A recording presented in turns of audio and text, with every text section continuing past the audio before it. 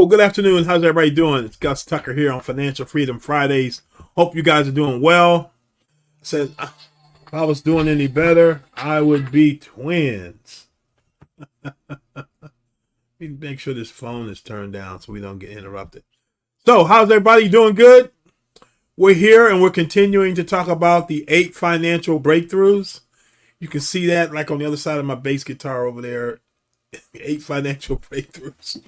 I have to move that guitar, but I kind of like it over there. But the 8 financial breakthroughs. So it's Gus Tucker. I'm a financial educator, part of the Financial Pro Network, bringing you key financial concepts here on blackdoctor.org network here. And so let's get to it. We're going to talk about something. Breakthrough number 4 is about debt to income ratio. And if you've ever bought a house or you've ever tried to get a business loan, you'll know that debt to income ratio can be fairly important to what you're trying to do. Okay, so we're going to talk about the debt to income ratio and kind of go from there. Okay, so let's see if this works. The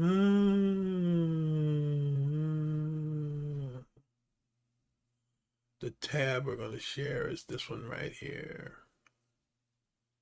I don't think that's right. So I think we're good. I think we're showing the right screen right now. I'm just going to make it full screen. There we go. Screen number 4. So in putting together your financial strategy, these are 4 things you ought to consider. And in that strategy, one of the breakthroughs you're going to deal with is debt to income ratio, we're going to talk about today. So 1 is establish your relationship with your financial professional, understand your goals, and gather information. The information gathering part is critical. If you give your financial professional false information, they're going to bring back false information to you. And the plan is not just about the numbers, it's also about the intent. What is it you're trying to accomplish with your lifestyle? As you think about the future, think about how you want to live. Where do you want to live? What do you want to do every day? What kind of time freedom do you want to have? Because you want to structure your life and your income around how you want to live, not just how much money you want to make, but how do you want to go about making the money, because that impacts your lifestyle. Then you're going to analyze your needs, put some options together, a plan will be recommended to you, then coordinate the resources and execute the plan. Your financial plan is a living, breathing document, and it's something you have to make decisions about every day as you go about living your life. Okay, and then you monitor progress and you hold regular reviews and revise as needed. So you'll meet with your financial professional once a year, twice a year, as needed, depending on your income level and how active and dynamic your plan is. Okay, these are some of the things that we offer here at Financial Pro Network to figure out how to help you get from point A to point B. Because people ask me, Gus, well, what do you do? Well, what I do is I work with people to understand their financial destination and then put together a financial vehicle that'll get them there. Okay? What's your financial destination? And then we'll use these financial tools to put together the vehicle to get you there. So it's some combination of these strategies, and maybe even some that aren't on this page, that you're going to leverage to get to your destination. It's not a cookie cutter concept. It's a conversation. And no 2 people's plan to look exactly alike. Okay? The four levels of wealth. First is financial stability. Okay? We got to have more money than month. Okay? And that needs to come in on a regular basis. So it's like clockwork. And then financial security is you're more money than month, but you also have 6 to 12 months set aside in a contingency kind of account in case life happens, which it does. And I understand, like in the southern part of the United States, because of Beryl, because of the rainstorm that came across the South, people are without power, and this and that happened and other things. So if they didn't have some kind of financial cushion, maybe they couldn't go to work, or there's some things that need to happen around their house or whatever that's wasn't in the budget. Okay.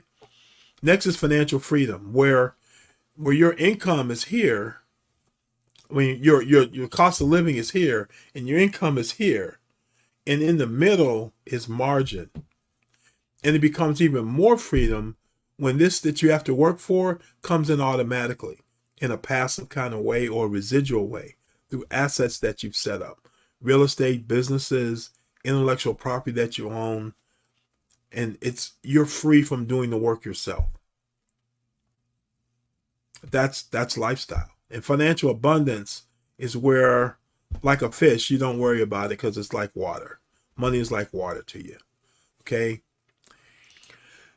So this is our book, 8 Financial Breakthroughs. I encourage you to get it. It's available now on Amazon. We're launching it officially July 16th. It will be an Amazon bestseller. You want to get this book and start working your way through it. There are a lot of practical tools in it that can help you. These are the 8 financial breakthroughs. You've gone through 1, 2, and 3.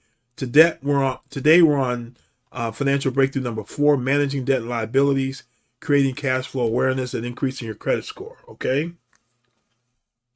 So that's what we're going to cover today. These are financial classes that we're developing at Financial Pro Network, and it'll be at our website, myfinancialpronetwork.com. Many of these classes will be free, on demand, to be able to be streamed. As you start to review the classes and you say, hey, what about a class on X, Y, or Z? Just let us know. And then we can either someone on our team or we'll find an expert that can do a great job of providing that as a class. Financial timeline. Where are you on your timeline? Are you in the accumulation phase where you're building your income, building your assets, and building towards financial independence? Because that takes a certain set of strategies to do that. In some ways, you're always in the accumulation phase.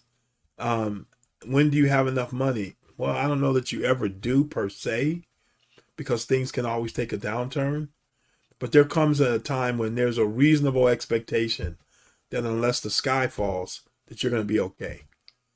The distribution side is when now you're more concerned about not return on your principal, but return of your principal. You're in retirement, you're managing income and that kind of thing. And you're kind of in the 4th quarter of your life, so to speak. Because your goals are going to be based on your timeline. What you get told by your financial professional will be based on where you are in your timeline. Now let's get into it and talk a little bit about this whole idea about debt. And mastering the debt to income ratio, the investment of debt.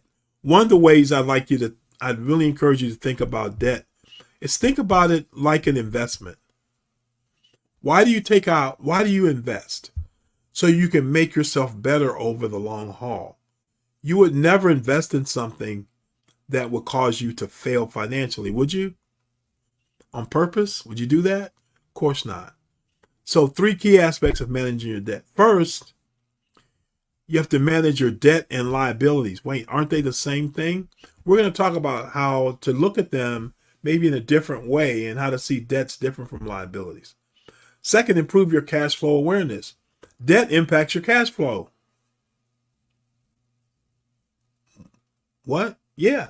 Debt impacts your cash flow, and it also, depending on how you use it, could increase your credit score. We're not going to deal with that a whole lot today, but depending on how you handle it, it'll increase your credit score.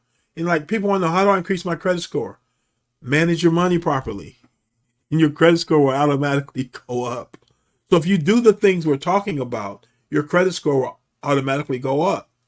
Because what is your credit score a score of? How well you manage your money, how timely you are repaying your obligations that you made. Your credit score is like a measure of your integrity. It's a measurement of you saying you actually do what you say you're going to do. The higher your credit score, the financially it's saying you actually do what it is you say you're going to do financially. Okay. So manage your debt. It's not always a liability. What do you mean by that? Well, your debt to income ratio is the percentage of your pre-tax income monthly divided by your debt payments. So if your income is 100 and your debt payments are 50, that's a 50% debt to income ratio. Probably not where you want to be. Where should you be? Well, one, it depends on your personal comfort level, and two, it's determined by what it is you're trying to do and who you're trying to do it with. Some lenders don't want you to have a debt to income ratio much over 30%. They start to get real worried about that. So part of it depends on what you're trying to do. You're trying to buy a house, trying to buy a car, trying to finance a business. What is it you're trying to do? Each one of those lenders will have a different debt to income ratio threshold that they're comfortable with. So before you go in to buy that house, buy that car, get money for that business, understand the debt to income ratio for the entity you're going to be dealing with. Does that make sense? We encourage you to have a low debt to income ratio, lower than 30%. How do you do that? One is increase your income. What's your plan to increase your income this year? Typically, if you're a W-2 person, what's the percentage raise they have built into the corporate budget for raises? I worked for corporations for many years, and for many years ran a budget for a department or a business unit. And very rarely was the increase for salaries north of 5%. It was usually in somewhere between 3 to 5%. So let me ask you a question. What's inflation these days? Have you looked at the cost of stuff in the store? Have you been a little shocked? What's your goal to increase your income more than 5% this year? 10%, 20%, 50%, 100%, 200%.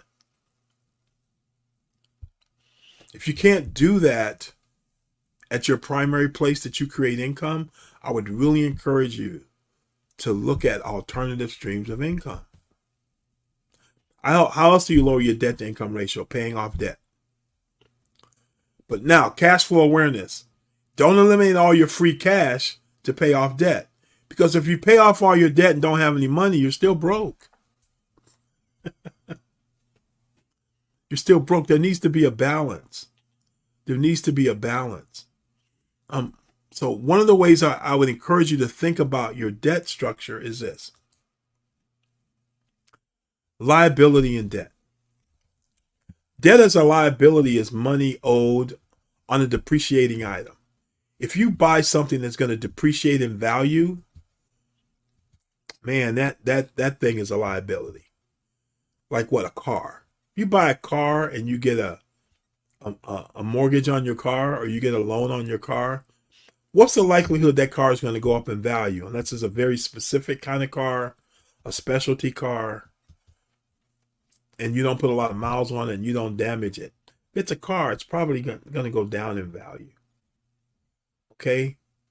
If you buy something with your credit card, it's usually something that is a depreciating item, or it's a depleting item. You're going to use it up and it's going to go away. Okay? It could be something that's actually disposable. Because people go to department stores, grocery stores, and they put stuff on their credit card. They don't pay off the balance. And it's a non-income producing item. It's actually an item that disappears.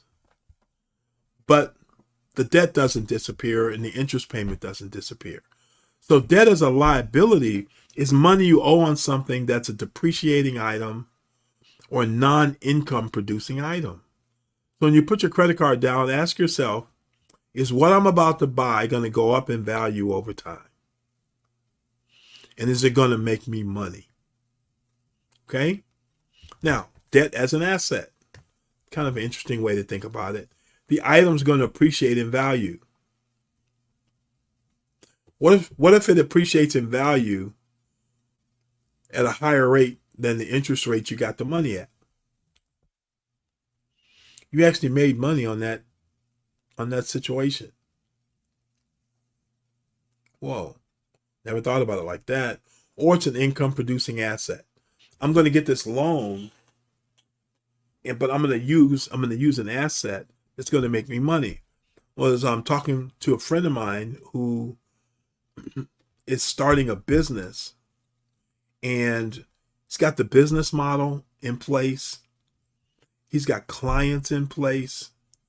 He even has an appropriation from a government institution that's going to invest in him once he's got certain things accomplished. So he's working on, and we're helping him to get a business loan through an entity that will then free up some cash that will allow him to put his business in place, and he'll start making money in 90 days. And it'll free up cash to actually pay off the loan that he's about to get. So is it a loan? Is it debt? Yeah, but it's very temporary, and he's got assets to back it up. So debt is an asset. You have an appreciating item, or it's an income producing asset. I would encourage you, when you think about debt, to use debt for those kinds of things, not for consumer items that depreciate in value and don't produce income. Okay? Now, debt is a mindset and a character issue, not just financial. Okay? Here's some questions to ask yourself. And if you're married, your spouse will ask you. If you're in a relationship with somebody, hopefully that somebody in a relationship will ask you, why are you borrowing the money? Oh, we don't like those kind of questions. Why are you borrowing the money, Gus? Is it a necessity? Is it something you have to have? It's like oxygen, okay? It's vital to life. I remember a friend of mine was on vacation, and he's a client. And he called me up all in a frantic and was asking me if he should get this thing. And what it was a vacation home / timeshare in another place. And he told me about the deal and everything like that. And I said, is it in your financial plan? No. Is it a necessity? No. Can you afford to pay cash for it? No. Then why are you doing this? This is not an emergency. So is what you want to borrow the money for a necessity, or is it a luxury? It's a nice to have. It'll make you feel good, look good, but it's a luxury. Lastly, it could be a vice. Are you going in debt to do something you shouldn't be doing at all? Okay? So why are you borrowing the money? Be real clear about that before you borrow it. Are you borrowing the money to avoid hard work? That if you just put in some effort, you can make the money to buy what it is you're going to buy. Are you borrowing the money to avoid confronting your fears? Well, Gus, what are you talking about? Well, typically to make money, you have to do something that you're not comfortable doing. Because if you were comfortable doing it, it would be in your comfort zone. You'd already be doing it, and you'd already have the money. But because you don't have the money, it's probably outside your comfort zone. It would cause you to confront some fears. So therefore, my question, are you something you need to confront? That if you confronted it and overcame your fear and did what you needed to do with the hard work, you could make the money? Is it something you're avoiding? Is it something you know you need to do? That you've been counseled to do? That you're not doing? That if you went ahead and did it, you'd make the money? Something to think about. Okay? Do you have the money to back the loan or debt you're taking out? Okay? So I'm going to borrow this money, but I've got cash over here to pay this off if I needed it. But the reason I'm not doing it is I'm making more money on this investment than the interest rate on this loan. So I don't want to take my money from a higher producing asset to do something that's cheaper. Like wealthy people will take out a loan to buy a car. Why? Because the loan interest rate on buying the car is less than what their money's making in an investment. So do you have the money to back the loan or debt you're taking out? What's your plan to multiply, create interest on the money borrowed? So you're borrowing this money. How are you going to create more interest than you have to pay or multiply the money? We're working with a guy last night who's in the real estate business, and he's looking to get a certain amount of money to put the money into fix and flips. because his return on investment on the fix and flips that he can do in 90 days is more than the money, right? So what's your plan to multiply, create interest on the money you borrow? Okay? What's your expectation regarding earning the money you're going to borrow? Why don't you go out and make the money that it is you want to borrow? Why don't you go out and make it? What's the problem? Sometimes what we need to be is more creative about how to make the money before we go out and borrow it. Okay? Question, do you believe you're capable of earning the money that you need? What money you need? The money you need to borrow. Do you believe you're capable of earning that money? You do? Well, what's your plan to go make it happen? My wife and I have a very aggressive plan to create a certain amount of income over the next 60 days. Because there's some things we want to do. And we're not going to borrow the money to do them. We're going to make the money. But it's going to require us to do some things we've never done before with a level of intensity we've never done it before. Over a period of time, we've never done it before. Okay? Everything you want in life is right after that feeling of I don't feel like it, or I don't want to do that, or that seems like it might be too hard. Okay? Because I thought this was about, debt. Yeah, because going into debt is a mindset as well as a money habit. So I want you to confront the mindset that says, hey, I'm going to go into debt to do this. And really not to use debt except when you have to, and then have a strategy for it and a plan for the money and how you're going to pay it back, or you're going to back it with an asset so you don't go upside down by being in debt. So here's your homework. You know the difference between good debt and bad debt. We just kind of talked about it.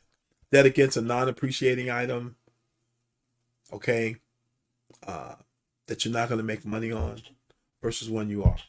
What's the difference between a liability and a debt? What liabilities do you have? Have you done your balance sheet where you know what you own and what you owe? Things you own are assets, things that make you money or things you could sell and make money on. And then liabilities are things that are typically against depreciating items and they don't make you any money. What is your debt to income ratio right now? Do you know what it is? Do you have a goal for it going forward? Why is it what it is versus something else? I don't know. Well, something you need to know. What's your debt to income ratio? What could you do next to improve your debt to income ratio? What are some strategies you have to improve that debt to income ratio? What are you going to do? You have a debt freedom date and a strategy to make it a reality. Debt freedom can mean you've paid off all the debt, or you've got more assets liquid than you do debts. And you're practically debt free, even though you've chosen not to, for whatever reason, to pay the debt totally off and have it off your books. What I would encourage you to do is schedule time with a financial professional with the mindset that we're talking about to help you manage, to support you in managing your debt to income ratio. Okay? All right. So debt doesn't have to be a bad thing, doesn't have to sink you, but you got to be wise in how to use it, because it's a very powerful concept financially, not to be put in the hands of people not ready to use it. Okay? It's like if you had a niece or nephew who was 5 years old, would you give them $1,000 and tell them to go to the store and get you something and bring you your change back? Probably not. Why? They're not ready to handle that amount of money. And you're not willing to take the kind of risk. I encourage you to pick up our book, 8 Financial Breakthroughs, on Amazon. It's available as a Kindle book or it's really a paperback copy, and begin working through it. We just went through chapter 4 in the book on debt to income ratio. This book will help you a lot if you'll do the homework. Okay, and apply it. And the homework you're asked to apply in this book is out in the real world, in real life, and they'll help you get real results. Okay? Here's how we can connect. If you want to get together and talk about these concepts, get a financial discovery done on yourself, and have a plan put together to handle the 8 financial breakthroughs, book a time to connect. Hit that QR code. Let's connect and put this plan together. There's no obligation to you to spend any money, but you're going to be challenged to have a plan for making your financial future happen, because it won't happen. Oh, I woke up and I was a millionaire. Wow, look at that. No, it's not going to happen that way. It's a plan. So with that, that's Gus Tucker from Financial Freedom Fridays on blackdoctor.org. And it's powered by the Financial Pro Network. It was great chatting with you guys today. Your debt to income ratio. It's a measurement, but it's also a mindset. Have a great weekend, you guys. Like, subscribe, share. Get other folks involved in this journey with you. Take care. Bye-bye.